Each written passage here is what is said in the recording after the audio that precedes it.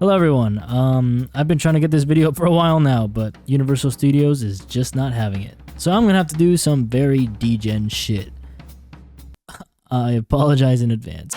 Okay, so I just watched the live action remake of How to Train Your Dragon, and as you can tell by the title of this video, I don't know how I feel about it. For context, I made a video quite a while ago where I basically explained that I wasn't too thrilled that they were making a live action remake of this movie in the first place. Mainly because I'm an avid animation supporter, and I don't really like how they disrespect and attempt to replace the medium, but also because How to Train Your Dragon is already a perfect movie in my eyes. So remaking it can really only make it worse. So yeah, I went into this movie expecting to hate it.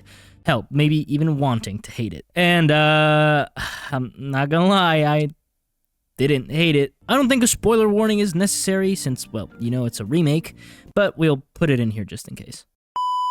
This film is pretty much a shot-for-shot remake of the original. There's a lot of scenes where even the camera angle is identical to the original animated movie. They nailed the feeling of Burke, the CGI is great, and most importantly, Toothless looks pretty damn good. And if you saw my other video, you would know that I didn't always think this was the case. In the video, I said that I didn't think he was nearly as cute or as goofy as he needed to be. I still think he's a little too realistic. If this movie gets sequels, I have no idea how they'll adapt scenes like this without, you know, losing a bit of its soul. But for now, I will gladly admit that I was wrong. Toothless did make me smile quite a bit in this film. Now, I know this all sounds like really good news. They finally made a faithful live-action adaptation of a beloved animated movie. And it is, but it also isn't. While this is by far the best live-action remake we've gotten so far, it kind of ties back to my first point that it doesn't matter how well they adapt this film, it's always going to be worse than the original. They only removed like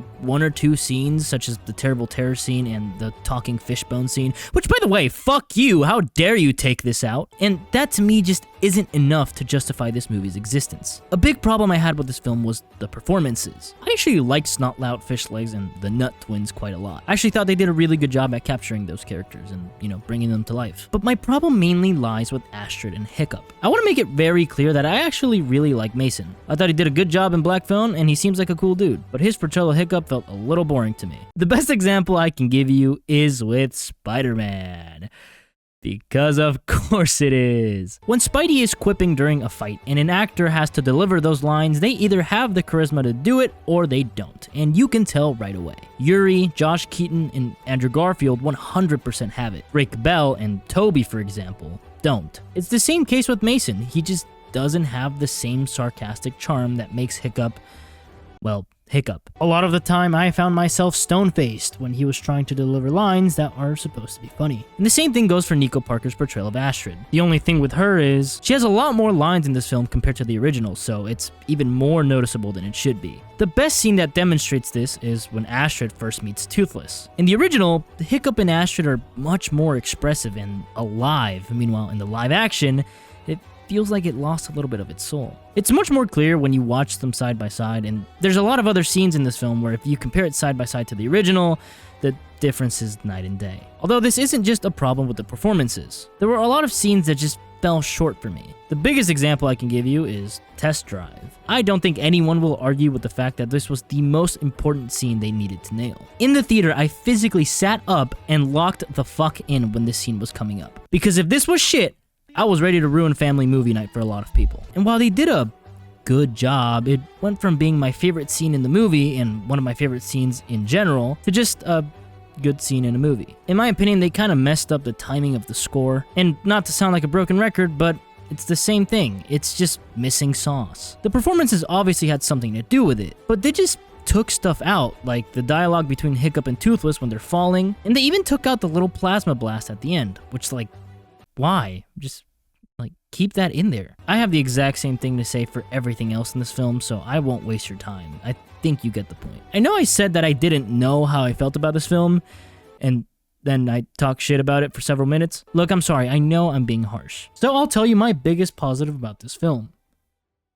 It's this little fella! See, I had never watched the original Lilo and Stitch movie, so I went into the live-action remake completely blind. I didn't know any of the characters besides, well, Stitch, and I actually really liked it. So I go online to see what people think about it, and oh shit, My bad. So then it hit me. There's a lot of people who are going into this film blind and don't know anything about the original animated movies. And those people will probably really like it, just like I really liked Lilo and Stitch. Now, do I think it's the best way to get into the series? Not particularly. Do I wish they stopped with the live action stuff and just started remastering these films with modern animation? Absolutely. But at the end of the day, if the remake creates a whole new generation of How to Train Your Dragon fans, well, I'm alright with it existing. With all that being said, I definitely don't love this movie. Far from it. I think this is a soulless ripoff of the original. But I also can't really bring myself to hate it. I'm giving the How to Train Your Dragon live action remake a 6.5 out of 10. If you don't know anything about the series, I say give it a shot. And if you do, just watch the original. It's a lot better. Anyway, thank you so much for watching. If you enjoyed, go check out some of my other videos. I think I got a few in there that are worth watching. Let me know your thoughts on the new live action How to Train Your Dragon. Did you like it? And what are your thoughts on it? Anyway, thanks again, and I'll see you soon.